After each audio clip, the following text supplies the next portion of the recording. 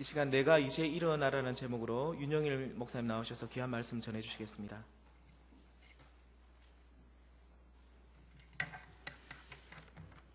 잠시 기도하겠습니다.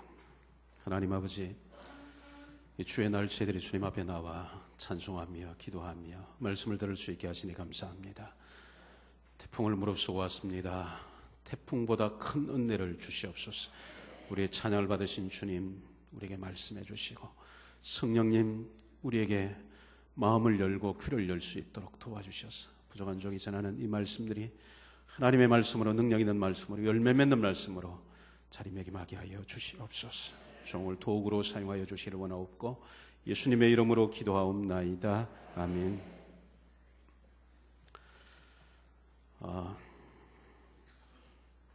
어떤 교회에 한 목사님이 부임하고 난 뒤에 급작스럽게 성장을 했습니다. 급작스럽게 성장한 그 이유가 목사님이 그 특별한 독특한 그런 어떤 전도 방법 때문이었는데, 목사님이 처음 부임하시고 나서 그렇게 했다는 겁니다. 교인들에게, 장로님들과 성도들에게 장점들을 좀 적어서 내라고 그렇게 했다는 겁니다. 예를 들면 목사님의 장점, 교회의 장점, 또 성가대나 또 교인들의 장점, 이런 또 우리 장로님들의 장점, 이런 식으로 여러 가지 명목들을 가지고 장점을 적어보라. 좋은 점들에 대해서 이제 적었다는 거죠. 그래가지고 그걸 이제 취합을 해서 100가지인가 이렇게 나온 걸 가지고 이제 줄여서 교인들에게 그걸 이제 다 외우게 했다는 겁니다. 그래서 우리 목사님은 이래서 좋고, 또 우리 교회는 이래서 좋고, 우리 장로님들은 이래서 좋고, 우리 성가대는 폭풍 같은 찬양을 오늘 해주셨습니다. 잘했다는 얘기거든요. 가만히 계십니다.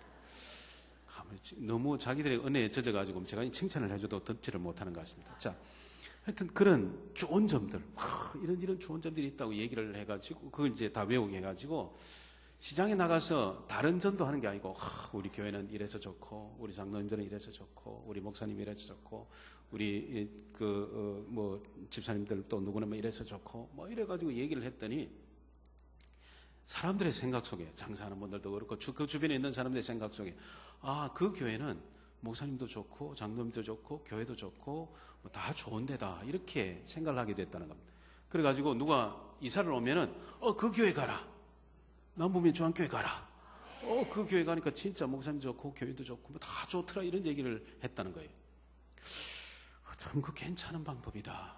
그래가지고 급작스럽게 성장을 하는 그런 모습을 보았습니다. 교회 안에 참 많은 말들이 있습니다. 말들이 많고 또 많은 말들을 하고 있는 것을 보게 되어집니다. 이 교회는 어떤지 잘 모르겠고 또 그렇게 많지 않을 걸로 생각이 됩니다만은, 대부분의 교회들에서 보면은 좋은 말보다는 안 좋은 말들을 많이 하게 되어지는 것을 생각하게 되어집니다. 목사님이 어떻다, 또 장로님이 어떻다, 또 누가 어떻다 하는 그런 얘기들을 많이 하는 그런 어떤 경우들을 보게 되어집니다. 오늘 이 말씀은 사실은 이 말과 더불어서 문제가 일어날 수 있는 그런 어떤 상황들을, 그 현실들을 말씀하고 있고, 그 가운데서 하나님께서 또 어떤 일들을 행해 나가시는가 하는 것들을 우리에게 보여주고 있습니다. 먼저 우리가 생각할 수 있는 것은 현실의 모습을 이 성경은 우리에게 보여주고 있다, 그런 생각을 하게 되어집니다. 넌센스 퀴즈 중에 그런 게 있죠. 이 세상에서 씹는 것 중에 제일 맛있는 것, 제일 쫄깃쫄깃하고 맛있는 게 뭐냐? 먹는 건 얘기만 나오도 침이 넘어가는데, 하여튼 제일 맛있고 쫄깃쫄깃하고 제일 좋은 것 뭔지 아십니까? 오징어도 나오고 지포도 나오고 그러는데 그게 아니고 다른 사람 씹는 거, 특히 윗사람 씹는 게 제일 맛있고 쫄깃쫄깃하고 제일 좋다는 겁니다. 사실은 타락한 그런 인간의 모습이긴 하지만 사람들이 그런 삶을 많이 살아가고 있는 것을 보게 되었습니다. 아까 제가 오늘 이 본문은 이 언어, 이 말과 관련되어진 것들을 많이 다루고 있다고 그렇게 말씀드렸습니다. 특별히 여러분 보셨겠지만 2절부터 4절까지 보면은 언어의 혼탁으로, 언어의 잘못 사용으로 인해서 세상이 얼마나, 현실들이 얼마나 각박하게 되어지고 얼마나 잘못 되어져 가는가 하는 것들을 말씀하는 것을 볼 수 있습니다. 제일 첫 번째 나오는 말은 거짓말이라고 그렇게 말합니다. 세상에서 제일 많이 사용하는 말이 무슨 말인지 아십니까? 영어, 중국어, 한국어? 아니요, 거짓말. 세상에서 제일 많이 사용하는 말이 사실은 거짓말이라고 그렇게 얘기를 합니다. 그런데 그 거짓말로 인해서 얼마나 많은 사람들이 상처를 입고 얼마나 많은 불악과 불협화음이 일어나고 얼마나 복잡한 그런 일들이 일어나는지 모른다는 것을 생각합니다. 그 뒤에 보니까 아침하는 말도 있고요. 또 두 마음으로 말하는 그런 마음도 있다고 합니다. 두 마음으로 말하는 건 뭐냐니까 분명히 옳은 것이 있는데 다른 얘기를 하는 거죠. 분명히 이게 아닌데 엉뚱한 얘기를 하는 거죠. 그게 진리가 아니고 그게 분명히 잘못된 말인데도 불구하고 상대방을 속이려고 자기의 마음과는 다른 마음을 그렇게 표현하는 것을 두 마음으로 말한다고 그렇게 말했습니다. 자랑하는 혀가 있다고 말합니다. 부풀려서 과장하는 것입니다. 자기를 드러내기 위해서, 다른 사람을 눌리기 위해서 상대방에게 위협적인 말을 하고 상대방을 멸시하는 그런 말을 하는 것을 이야기합니다. 또 사절에 보면은 우리가 말하기를 우리의 혀가 이기리라, 우리 입술은 우리 것이니 우리를 주관할 자 누구리요? 아주 교만하기 짝이 없는, 하나님도 그 누구도 눈에 보이지 아니하는 그런 말을 함부로 하고 있는 그런 모습들을 우리는 보게 되었습니다. 하나님도 이웃도 무시하는 가운데 교만의 극치를 보여주는 그런 말들을 하고 있는 것을 볼 수가 있는 것입니다. 여러분, 말의 위력에 대해서는 다시 새삼 여러분들에게 얘기할 필요가 없을 정도로 혀는 곧 불이다 하고까지 그렇게 말하면서 온 산을 다 태워버리고 모든 것을 다 태워버릴 정도로 힘이 있는, 위력이 있는 그런 말이라는 것을 우리는 생각하게 되었습니다. 그런데 많은 사람들이 심지어는 교회 안에서도 카더라, 아니면 말고 그냥 우선 터뜨리고 보고 들은 대로 그냥 그렇다 하던데 그러면서 얘기를 하면서 얼마나 엉터리 같은 말들을 많이 퍼뜨리고 그것으로 인해서 많은 그런 공동체들이 상처를 입고 많은 사람들이 괴롭고 고통을 당하도록 그렇게 만드는지 모른다는 것입니다. 말만이 아니죠. 말은 생각의 반영입니다. 행동이 연결되어지는 것입니다. 그 말들을 통해서 잘못되어진 그런 말들, 여기서 나와 있는 거짓하고 아침하고 두 마음을 품고 또 잘못되어진 그런 말들, 이런 교만한 그런 말들을 통해서 얼마나 많은 사람들에게 상처를 주고 얼마나 많은 사람들이 힘들어하고 있는지 모릅니다. 우리가 잘못 사용하는 그런 말들은 다른 사람에게 큰 영향을 미치게 되어지는 것을 우리는 볼 수가 있는 것입니다. 어떤 책에 보면 그런 얘기가 있죠. 4살 먹는 아이를 시골에 보내놨다는 겁니다. 이제 부모가 직장생활을 하고 그래서 참 바빠서 이제 시골에 그 아이를 보내놨는데, 이 아이가 할머니 집에 가서, 할머니가 좀 입이 험한 분인데 그 할머니 가서 이제 말을 배운 겁니다. 그래서 한 번에 이제 엄마가 근무하는 중에 아들 생각이 나서 전화를 했다는 겁니다. 그리고 마침 아들이 전화를 받았습니다. 아들 잘 있어? 그래, 밥 먹었나? 안 먹었는데. 아니, 할머니 안 계시나? 계시는데. 근데 와 밥을 안 주노? 디비 잔다.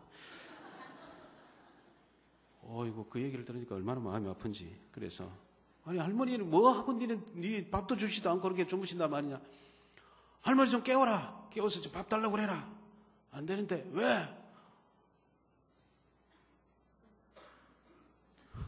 이 말을 해야 될지 안 해야 될지 참. 그대로 하겠습니다. 책에 있는 대로. 깨워 지랄할 낀데 그랬다는 거예요. 평소에 할머니 하는 얘기들을 그대로 따라한 거예요. 여러분, 우리의 말이 굉장한 영향력이 있습니다. 내 말에 잠시 표현되어지는 그 말들이 다른 사람을 죽일 수도 있다는 것을 우리는 생각합니다. 그런데 그런 말들이 난무하는 그런 현실들을 이 다윗은 개탄하고 있습니다. 그런데 그런 말들은 실제로 오늘날에도, 또 이런 현실들은 오늘날에도 우리의 사회에서도 벌어지고 있는 것을 우리는 볼 수가 있습니다. 이 현실의 암담함과 어려움과 그 참 안타까움을 이렇게 우리가 표현할 수가 있겠습니다. 두 번째는 현실에 대한 반응입니다. 이 현실에 대한 반응을 어떻게 보일 것인가? 물론 다윗은 안타까운 탄식과 기도로 그 현실에 대한 반응을 보이는 것을 볼 수 있습니다. 1절에 보면은 다윗이 얼마나 탄식하면서 안타까운 기도를 드리고 있는가 하는 것들을 볼 수 있습니다. 여호와여 도우소서, 경건한 자가 끊어지며 충실한 자들이 인생 중에 없어지나이다. 믿음으로 살아가는 자들이 힘든 가운데 있습니다. 심지어는 믿음으로 살아가는 자들이 없어지는 가운데 있습니다. 사라지는 가운데 있습니다라고 그렇게 고백하는 것을 우리가 좀 더 넓게 보면 이해할 수가 있겠습니다. 5절에도 보면 가련한 자들의 눌림과 궁핍한 자들의 이런 어떤 압박이 있다는 것을 얘기를 하고 있습니다. 궁핍한 자들의 탄식이 있다고 그렇게 말합니다. 이 시편의 배경은 두 가지로 그렇게 볼 수가 있습니다. 하나는 사무엘상 22장에 보면은 이 다윗이 사울을 피해서 도망가다가 놉 땅에 가서 제사장 아히멜렉에게 도움을 요청하게 되어졌고, 그 아히멜렉은 하나님의 뜻을 묻고 떡을 주고 또 골리앗이 쓰던 칼을 주게 되어집니다. 그 사실을 그 에돔 사람 그 도액이라는 사람이 보고 있다가 사울왕에게 나중에 고발하게 되어지죠. 사울왕에게 일러 바치게 되어집니다. 그때 그 사울왕이 노해가지고 화를 내가지고 그 사람들로 하여금 신하들로 하여금 죽이겠지만 죽이지 못하니까 도액을 보내서 이 아히멜렉뿐만 아니라 85명의 제사장을 죽입니다. 그리고 남녀노소 심지어는 짐승들까지 대학살이 일어나는 것을 볼 수 있습니다. 그 한 번의 말을 잘못하는 아첨하는 그 말들로 인해서 얼마나 비극적인 역사가 일어났는지 그로 인해서 탄식하는 그 마음을 볼 수 있다는 것입니다. 또 하나의 그 관점은 아마도 이 말년에 요즘 말하는 림덕 현상이 나타나서 정권의 그 권력 누수 현상이 나타나서 아마 많은 사람들이 함부로 말하고 함부로 행동해도 뭐 어쩌지를 못하는 그런 어떤 다윗의 모습을 여기에서 이해하고 있는 것이 아닌가 그렇게 보고 있습니다. 아무튼 다윗 자신도 그렇고요. 여기에 가련한 자들이나 궁핍한 자들이 힘으로 어쩔 수 없는 그런 상황에 있다는 것을 우리는 볼 수가 있습니다. 탄식이 저절로 나오는 것입니다. 여기 탄식한다고 하는 말은 참지 못한 고통으로 날카롭게 부러지는 소리라 그렇게 정의를 할 수 있고 또 어떤 의미에서 보면 고통스러운 신음소리라 그렇게 볼 수 있습니다. 그 자기로 인해서 엄청나게 그 제사장들이 또 많은 사람들이 심지어는 그 짐승들까지도 학살을 당했다고 생각할 때 여러분 그 마음이 얼마나 아팠겠습니까? 그냥 고통스러운 신음소리가 나올 수밖에 없었던 거죠. 또 여기 가련한 자들 또 궁핍한 자들도 얼마나 압박을 당하고 괴로움을 당하는 가운데서 탄식만이 그들의 입에서 터져나오는지 모릅니다. 1절에서 다윗은 탄식하며 부르짖는 기도를 하고 있는 것을 볼 수 있습니다. 왜 나니까 결국 둘러봐도 다윗도 그렇고 가난한 자들도 그렇고 궁핍한 자들도 그렇고 진정으로 그를 돕고 그에게 정말 위로를 주고 힘을 줄 만한 사람들을 만나기가 어렵더라는 것입니다. 이 땅을 살아가는 동안에도 얼마나 많은 사람들이 이런 형편 가운데 있는지 모릅니다. 진정 도움을 만한 사람이 있는 것처럼 보이지만은 자세히 보면은 또 다른 무슨 의도가 있는 것 같고 업무가 있는 것 같고 제대로 돕지 않는 그런 사람들이 많은 그런 삶을 우리는 보게 되어집니다. 하나님의 도우심을 기도하는 이 다윗은 그야말로 이때 자기가 피할 수 있는 해결할 수 있는 가장 유일한 최고의 해결책 피할 길을 그는 발견했다고 볼 수가 있습니다. 그는 피할 길을 아무리 둘러봐도 그 주변에서는 진정으로 그를 도울 사람이 없었는데 하나님만이 최선의 해결책이었고 유일한 해결의 길이 하나님께 있다는 것을 그는 발견하게 되어진 것입니다. 그때 그는 하나님의 말씀을 붙듭니다. 하나님의 약속을 붙듭니다. 하나님 그분을 기억하고 있는 것입니다. 그래서 5절에 하나님께서 그 간구하는 그 기도에 뭐라고 하십니까? 이제 내가 일어나 그를 그가 원하는 안전한 지대에 두리라 하시도다. 이제 내가 일어나 하나님께서 일하시겠다는 것입니다. 하나님께서 일어나시겠다는 것입니다. 응답해 주시겠다는 것입니다. 하나님께서 도와주시겠다는 것입니다. 안전한 지대에 두리라는 말은 위험으로부터 막아주신다는 그런 의미입니다. 하나님께서 다윗을 보호해 주시겠다고 말씀하십니다. 3절과 7절에 보면 하나님께서 그를 보호해 주시고 그들의 대적자들을 악인들을 물리치시는 하나님의 모습을 우리는 볼 수가 있습니다. 그리고 6절에 보니까 그 하나님의 말씀은 틀림이 없다, 순결하다, 순수 100%다라고 그렇게 말하고 있습니다. 특별히 7번 단련했다는 그런 표현 속에서 전혀 거짓이 없는 순수한 100%라는 것을 강조하는 것으로 볼 수 있습니다. 왜 그렇게 강조합니까? 거짓하는 사람들이, 아첨하는 사람들이 자기가 100%라고 이야기하기 때문입니다. 자기들이 순수하다고 이야기하기 때문입니다. 그러나 하나님의 말씀에 비하면 너희는 거짓이다, 아첨이다, 너희는 잘못된 것이다 라고 그렇게 분명하게 말하기 위해서 하나님의 말씀은 순결합니다, 순수합니다, 순도 100%입니다 라고 고백하고 있는 것입니다. 거짓이 없으신 하나님, 그 하나님을 이 다윗은 또 그 하나님의 약속의 말씀을 붙들고 나가는 그 삶이 결단코 헛된 삶이나 잘못된 삶이 아니라는 것을 그의 삶에서 체험하고 이렇게 고백하고 있는 것을 볼 수가 있는 것입니다. 이 약속을 받고 살아가는 사람들은 다윗이든지 오늘날 저와 여러분들이든지 하나님의 약속을 붙들고 살아가는 사람들은 하나님이 우리의 문제 해결자이시며 하나님이 우리의 문제의 모든 유일한 최고의 해결자이심을 우리가 믿고 나간다고 하는 것은 얼마나 복된 삶인지 모른다는 것입니다. 우리에게도 많은 약속들을 해주셨습니다. 신구약 성경이 다 하나님의 약속이지 않습니까? 우리를 죄에서 구원해 주시는 십자가의 사랑으로부터 마지막 날 우리를 영원한 그 나라로 인도하실 그 약속까지 우리에게 주신 놀라운 그 약속 가운데 우리가 살아갈 수 있다고 하는 것이 얼마나 복된 삶인지. 여러분, 그게 저와 여러분 얘기입니다. 그런데도 지난주일도 그렇고 아직도 표정이 전혀 변화가 없고 그냥 그대로 입으로는 아멘하고 표정으로는 그래 니는 그런 것 같은데 나는 잘 모르겠다는 뜻이 앉아 있습니다. 여러분의 마음속에도 이런 역사들이 함께 일어날 수 있게 되기를 바랍니다. 세 번째로는 그러면 우리가 어떻게 살아갈 것인가 하는 것입니다. 자, 이미 하나님의 약속을 받았고 약속을 붙들고 기도하는 삶을 살아야 된다. 정답입니다. 이미 그게 얘기를 되었습니다. 그런데도 굳이 또 그러면 우리가 어떻게 살아갈 것인가, 이 말씀을 왜 생각하는가, 이유가 있습니다. 현실 생활의 어려움에 대해서 말씀을 드렸습니다. 거짓과 속임수가 난무하는 그런 세상, 또 불신자들이 조롱하고 교만이 극에 달한 그런 가운데서 함부로 입을 놀리는 것들을 우리가 얼마나 많이 볼 수 있는지 모릅니다.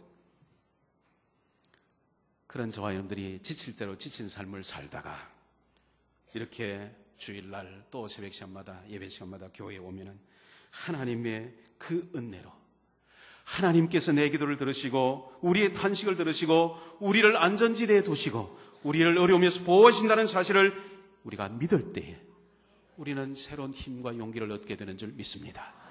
그래서 교회는 병원의 역할을 한다, 그렇게 말합니다. 지친 영혼들, 피곤한 영혼들이 와서 쉼을 얻고 치료를 받고 회복의 역사가 일어나게 되어지는 것입니다.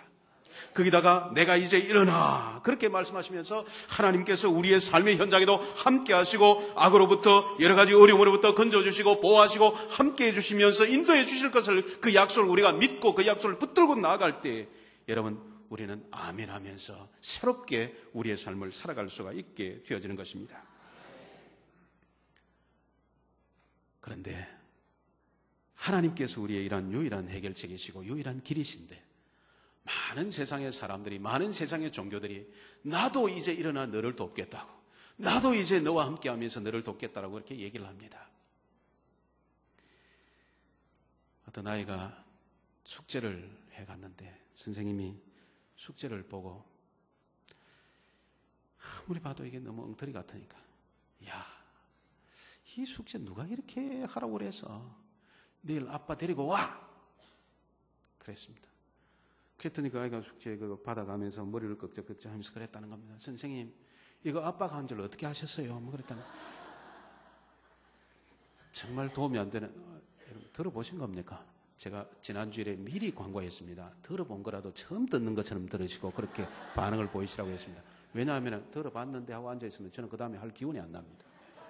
들어본 거라도 제가 하는 거는 다른 거니까요. 같은 책에서 나오도 토시도 좀 다르게 하고 그렇게 하니까 정말 여러분, 정말 많은 사람들이, 실력도 안 되는 사람들이, 능력도 없는 사람들이, 도울 힘도 없는 사람들이, 도울 의사도 없는 사람들이 나도 이제 일어나 너를 돕겠다라고 얼마나 많이 꼬시는지 모릅니다. 요 바로 밑에도 그런 데가 있대요. 주변에도 얼마나 많은 사람들이 내가 너를 돕겠다고, 이 길 가보면 곳곳에 대나무 꽂아놓고 내가 너를 돕겠다고 얼마나 많은 사람들이 그렇게 유혹하는지 모릅니다. 나를 위해 십자가를 지실 정도로 사랑해 주신, 진정으로 사랑하는 그분이 우리에게 도움을 주겠다고, 내가 이제 일어나 너와 함께 하겠다라고 말씀을 하십니다. 여러분, 이 약속의 말씀 붙들고 우리의 삶의 현장에서 승리할 수 있게 되기를 바라는 것입니다. 자, 그런데 제가 본문을 보는 중에 좀 묘한 생각이 들게 되어졌습니다. 1절은 탄식과 기도였습니다. 2절부터 4절은 악인들의 그런 잘못된 그런 삶에 대해서 악인들이 활개치는 그런 모습, 그래서 정말 믿는 자들을 괴롭히고 힘들게 하는 그런 모습들에 대해서, 현실에 대해서 얘기를 했습니다. 그런가 하면 5절부터 7절에는 하나님께서 이제 일어나셔서 능력으로 도우실 것을 말씀했습니다. 그러면 끝입니다. 그러면 아멘하고 끝나면 되겠는데, 그러면 오죽 좋겠습니까? 왜 우리 한국 드라마도 보면은 끝이 보면은 해피엔딩으로 끝나잖아요. 그래서 잘 먹고 잘 살았더라, 대부분 그렇게 끝납니다. 그러면 참 좋겠는데 8절을 보니까 또 좀 이상한 표현을 하고 있는 것을 볼 수 있습니다. 8절에 보면은 비열함이 인생 중에 높임을 받는 때에 악인들이 곳곳에서 날뛰는도다. 왜 이 말씀을 8절 뒷부분에 다시 이렇게 덧붙여 놨을까? 현실에 대한 생각일 수도 있지만 저는 이 부분에 대해서 좀 주목하게 보게 되어졌습니다. 비열하다고 하는 것은 더럽고 더럽다는 말입니다. 도덕적으로 저급하다는 말입니다. 그런데 그것이 높임을 받는다고 말합니다. 악을 행하는데, 잘못하는데 사람들이 칭송한다는 거예요. 이야, 잘한다고 박수 쳐준다는 거예요. 그러다 보니까 악인들이 더 날뛰는 그런 세상이 되었다는 것입니다. 오늘날 두고 그대로 이야기하는 것 아닙니까? 다윗도 여러분, 다윗의 삶에서도 보면 그가 홍한 소년일 때 기름 부음을 받았습니다. 다시 말하면 왕이 된 것입니다. 하나님께서 왕으로 인정해 주신 것입니다. 왕으로 세워주신 것입니다. 그런데 진짜 왕이 되기까지는 얼마나 많은 힘든 세월을 보냈는지 여러분 아시지 않습니까? 사울이 그를 죽이기 위해서 얼마나 정예 군대를 거느리고 그를 뒤쫓아다니기를 얼마나 많이 했습니까? 실제로 사울을 결정적으로 죽일 수 있는 기회도 2번이나 있었지만 그는 그곳에서 그를 살려주었습니다. 그럼에도 불구하고 사울은 틈만 있으면 그를 죽이려고 했습니다. 얼마나 많은 어려움들이 있었는지 모릅니다. 정말 생각하면 하나님께서 나에게 해주신 약속이 맞는가? 나를 왕으로 세워주신 것이 하나님의 약속이 맞는가? 사무엘이 잘못 알고 나에게 그렇게 기름 부은 것이 아닌가라고 생각할 만큼 그는 숱한 고난의 세월들을 보냈습니다. 하나님의 약속에 대해서 오히려 더 의심할 정도로 그렇게 세월이 오래 지나갔습니다. 비열한 그런 사울의 모습들은 계속 나타났습니다. 그런데 하나님께서는 결국 이제 일어나셔서 다윗을 안전지대에 두신 줄 믿습니다. 기도할 때 드디어 하나님께서 약속의 순수함을 믿고 그 완벽함을 믿고 아멘하며 바로 나아갈 그에게 하나님께서 당장은 은혜를 베풀어 주지 않는 그런 모습처럼 보였습니다. 그러나 궁극적으로는 그 약속이 이루어지는 모습을 보였다는 것입니다. 우리도 무슨 정말 완벽함을 믿고 약속의 말씀을 듣고 아멘하고 나아가면은 모든 것이 천국으로 와와도다 그렇게 되면 참 좋겠습니다. 그런데 그렇게 될 때도 있습니다. 그러나 이제 일어나라는 말씀을 통해서 하나님의 때가 있다는 것을 우리는 볼 수 있습니다. 하나님의 때가 있습니다. 그래서 때로는 시간이 필요하고 때로는 기다려야 될 때도 있다는 것입니다. 시간 좀 전에 다윗의 경우를 두고 말씀드렸습니다. 우리의 현실에서도 그렇습니다. 기도 마치자마자 당장 무슨 일이 당장 벌어지는 것이 아니고 때로는 기다리고 시간이 필요할 때도 있더라는 것입니다. 지금의 문제에서는 또 건짐을 받아도 끝까지 천국 생활을 하는 것은 이 땅에서 당장 완벽한 천국 생활을 하는 것은 아닙니다. 왜냐하면 아직 거짓의 아비인 사탄이 활개치고 다니고 있기 때문입니다. 악인들이 완전히 정죄함을 받고 완전히 멸망되어지는 가운데 있지는 않기 때문입니다. 할 수만 있다면 믿는 자도 택한 자도 넘어지게 하는 것이 그들의 전략입니다. 젊은 자가 궁핍하여 삼킬 자를 두루 찾는 것처럼 그렇게 사탄은 우리를 넘어지게 하려고 온갖 계략을 다 꾸미고 있는 것을 볼 수 있습니다. 다시 말하면 우리가 은혜 받은 가운데서 아멘하고 나아가는 가운데 모든 일들이 그냥 다 깨끗하게 해결되어지는 것이 아니라 8절과 같은 상황이 계속 되어지니까 1절과 같은 탄식과 기도가 끊이지 않게 되어진다는 것입니다. 여기서 우리가 좀 정리를 해야 될 것 같습니다.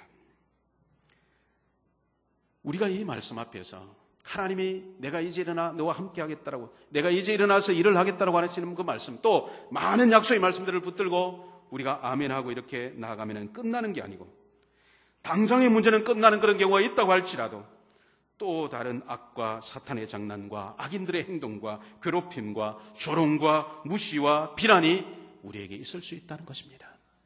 그러한 일들이 여러분 주님 앞에 설 때까지 동행합니다.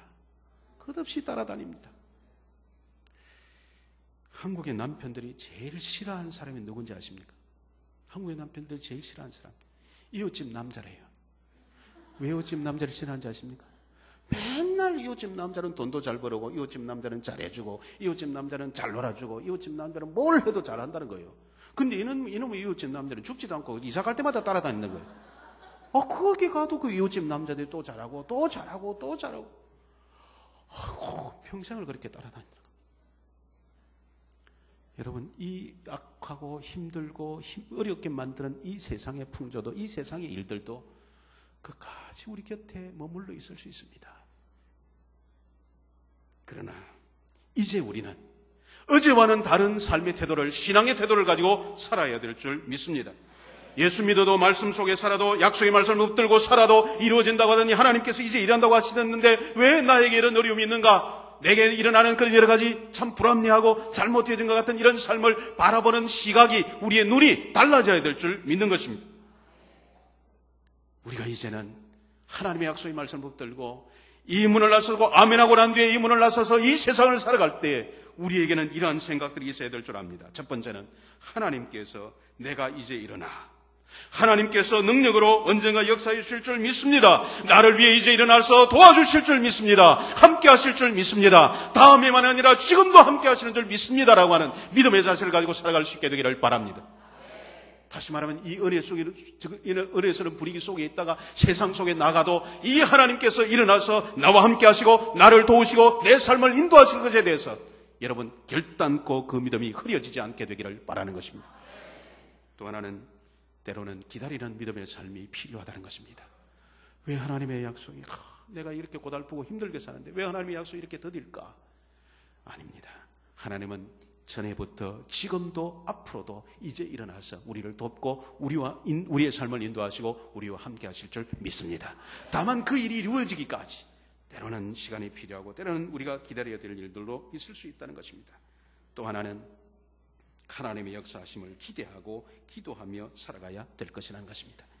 설사 잘 안 되어져도 이 세상은 비열함이 높아지고 악인들이 곳곳에서 날뛰는 그러한 세상이라는 것을 우리가 인정하고 그렇다 할지라도 영적인 전쟁을 하는 주의 군사답게 의연하게 모든 어려움들 믿음으로 기도하며 약속의 말씀을 붙들고 그때그때마다 순간순간마다 이겨내시는 주의 백성들이 되시기를 바랍니다.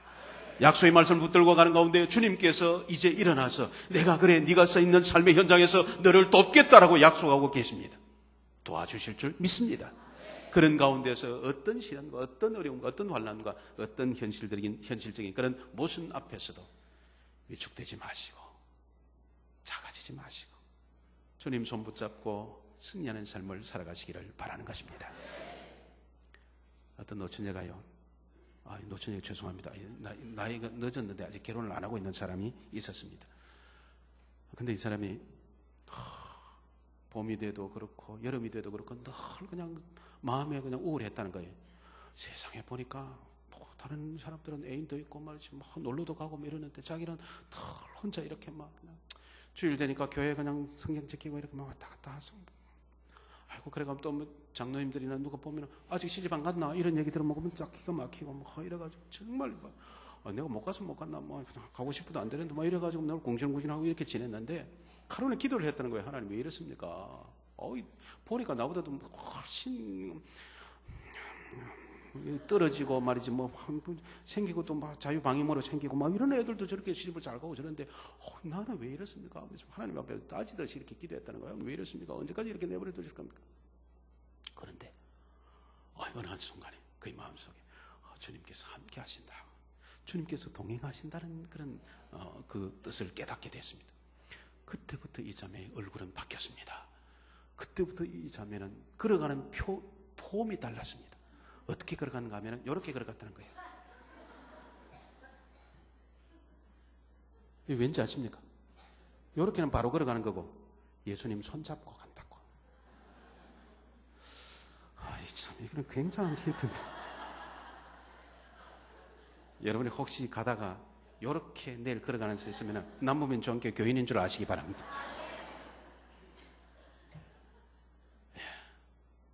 여러분, 주님이 우리와 함께하고 계시고 우리의 삶을 인도하시는 것을 생각할 때 교회와 현실이 비록 차이가 난다고 할지라도 신실하신 하나님, 거짓이 없으신 그 하나님, 100% 순수한 약속을 주시고 그 약속을 틀림없이 100% 이루어 가시는 그 하나님께서 나를 홀로 내버려 두시지 아니하시고 이제 일어나 나를 도우시고 나를 어려움에서 막아주시고 내 삶을 인도해 주신 것을 확신하는 중에 그분과 더불어 살아가는 복된 삶의 주인공들이 되시기를 바랍니다. 여기에서만 아멘이 아니고 날마다 삶의 현장에서 아멘할 수 있기를 바랍니다. 날마다 삶의 현장에서 하나님의 은혜와 축복을 누리면서 하나님 이제 일어나서 나와 동행해 주십니까? 나와 함께 하십니까? 임마누엘로서 내 안에 계십니까? 나를 도와주십니까? 감사합니다. 감사합니다. 감사합니다라고 할렐루야를 외치며 살아갈 수 있는 주의 백성들 되시기를 바랍니다. 주님은 우리와 함께 하십니다. 이제 일어나 우리를 도우십니다. 끝까지 주의 은혜와 주의 능력 안에서 승리하는 귀한 주의 백성들 우리 모두의 삶이 꼭 될 수 있기를 바랍니다.